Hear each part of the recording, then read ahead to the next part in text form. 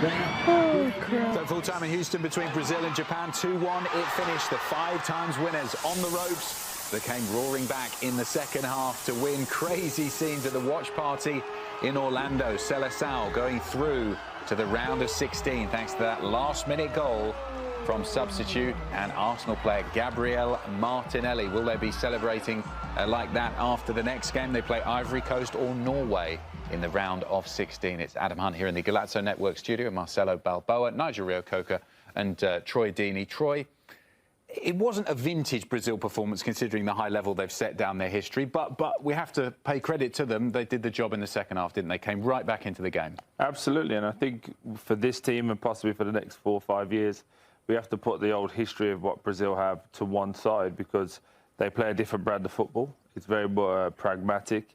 They make changes now, and we called it at half-time, and not to give ourselves a pat on the back too much, but it looked like a very simple game plan. Move from left to right, take your players on 1v1, but most importantly, put crosses in the box, make these Japanese defenders defend. And as soon as they did that, the goals came. Vinicius, as soon as they scored the goal, by the way, everyone then wanted the ball. So you just have to start saying, was there a pressure element there as well? Because Vinicius Jr., we never seen him until about the 60th minute.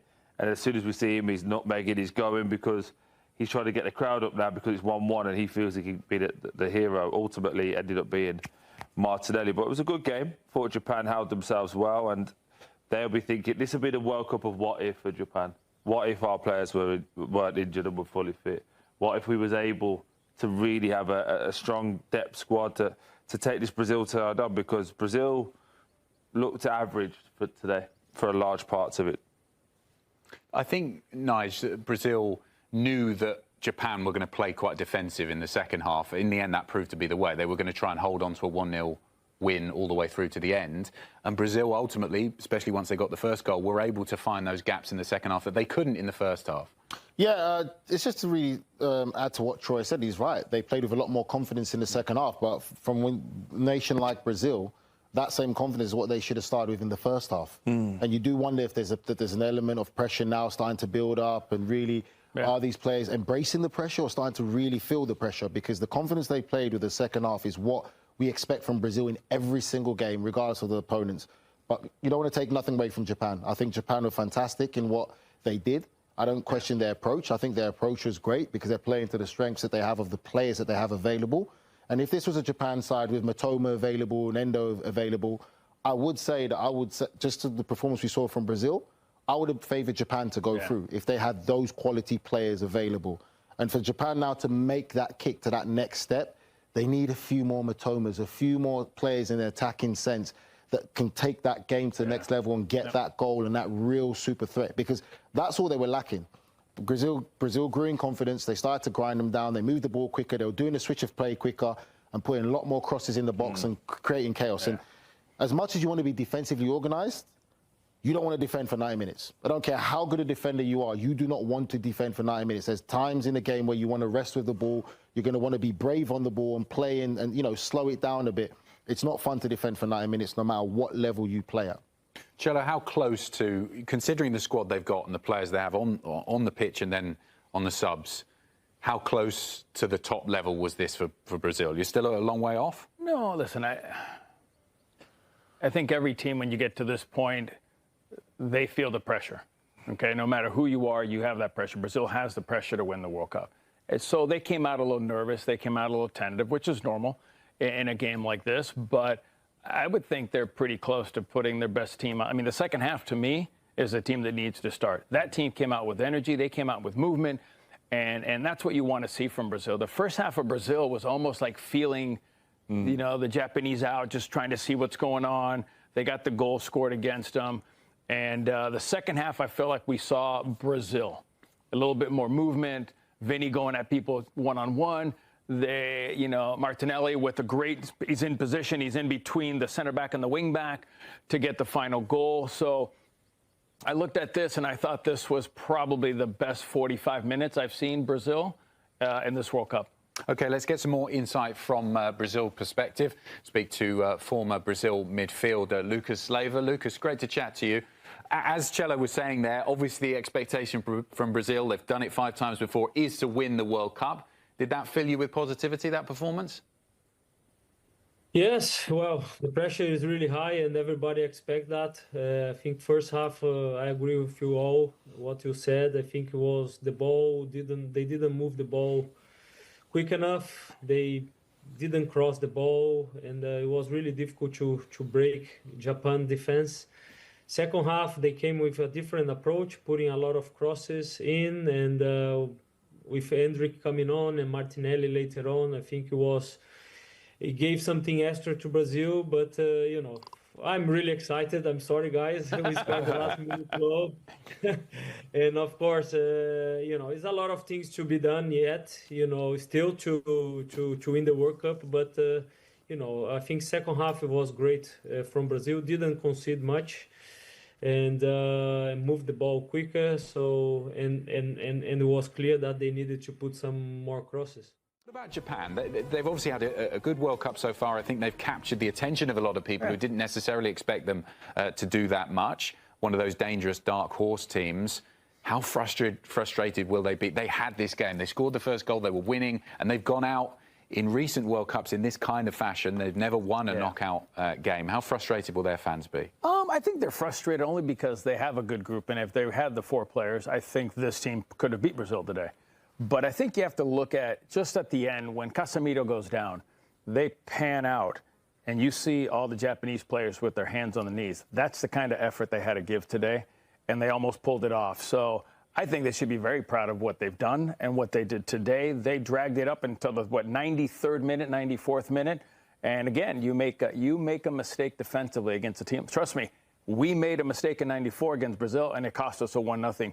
They made a mistake. They didn't mark Martinelli. He was put in between a great space between the center back and the wing back. He finished it, but they should be very proud of themselves. They've had a very good World Cup, especially when you're missing 4 key players that would have been starters.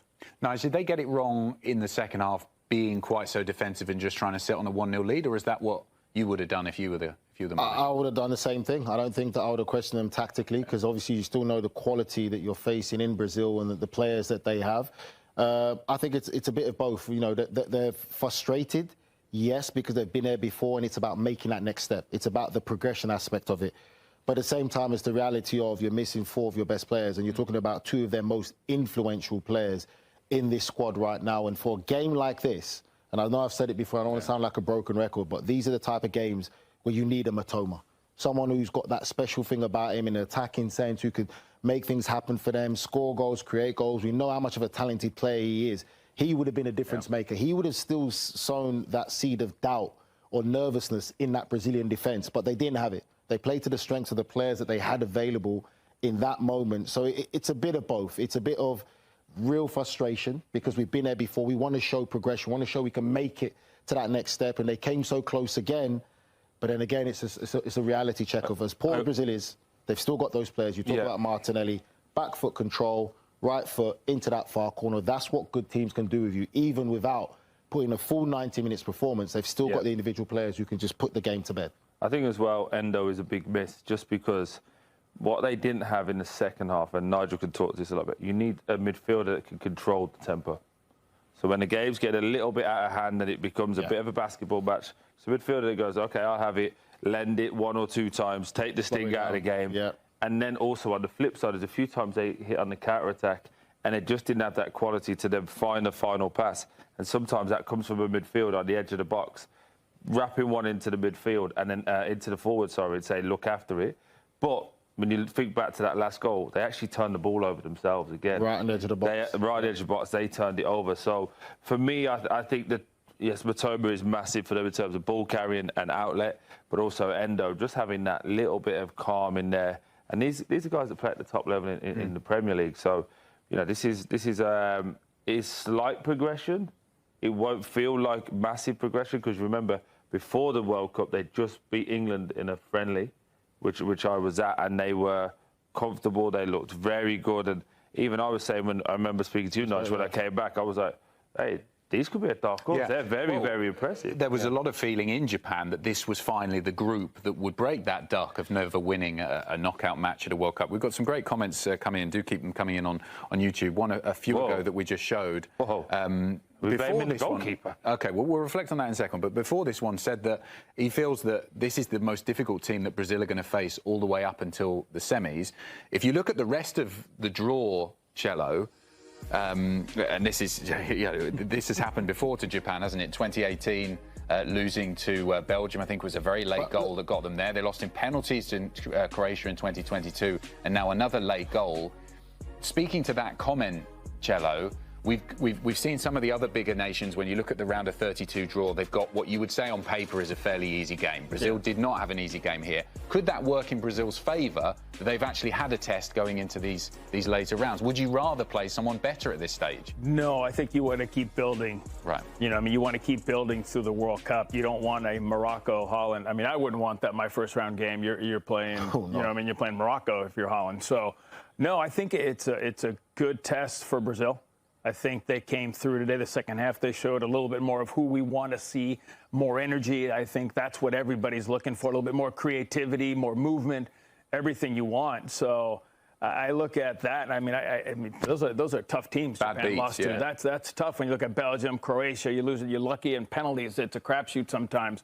But I think you walk out of here, if you're Japan, you're very happy. And if you're Brazil, you see the light at the end of the tunnel because of the fact that 45 minutes, that was good. That was good on behalf of Brazil, knocking it. I love the way they adapted. Like Luke said, they're putting more crosses into the box. Yeah, and that's why I This is what you were saying in the first half, wasn't it? Yeah, and again, you can see the momentum chart at the bottom. Obviously, Brazil really agreed, so they had a lot more momentum in the second half. But the big thing for me was the crosses. 28 crosses in the second half. They realised very, very quickly, and this speaks to Carlo Ancelotti's management. How many managers now are so stuck in their ways and go, right, we've got to build? He understood we're just better physically in the air. We've got bigger players and we've got the quality in the wide area. So let's just keep doing it. They got a little bit of success, and obviously the first goal comes from that, and then they just kept doing it. And that sometimes is the hardest thing. When you're being successful, just to keep doing it. Everyone wants to just play this new way now. I think back to the US's first game in this competition. When, Careful. No, when they did it really, really well against Paraguay. Did you hear that? Really well, he said. I know. Really, when the eights were running in behind the fullbacks, and they just kept doing it. And you were like, Paraguay, come on, can you not see this? Adjust. Yeah. And Paraguay didn't make the adjustment, and then obviously America went on to win that game comfortably. So, you know, they're going home soon, but you got to give them credit. But that's what the best managers do, though. Now, we talk about football now. We've been in the game for so long. We've got so much experience in reading how a game flows as a player. And for me, you could see what's happening. Sometimes you do have to take the individual moments and say, right, we've got more big physical players. Let's get crosses in the box, because that's something that would be making very uncomfortable, and something can happen. You don't always have to score the most perfect goal. And to Troy's point that he said earlier as well about a midfielder in Japan, that's what they're lacking in the second half. You look at Brazil, when Casemiro came off, they bring on Fabinho. Yeah. And what does he do? Gets on the ball, but he gives it on a different set, where for Brazil, they're chasing that goal and trying to get that winner. So he's increasing the tempo. He gets it, miss that next man out and go straight out wide. You go straight out wide, you can have a more quicker attacking phase. So there's different elements to the type of different midfielders you bring in. And he had a big impact, didn't he, in the first game against Morocco? They were struggling in that game. He came on in and he midfield, turned it. and that's it. And that's what Japan were lacking in the control element of staying in the game.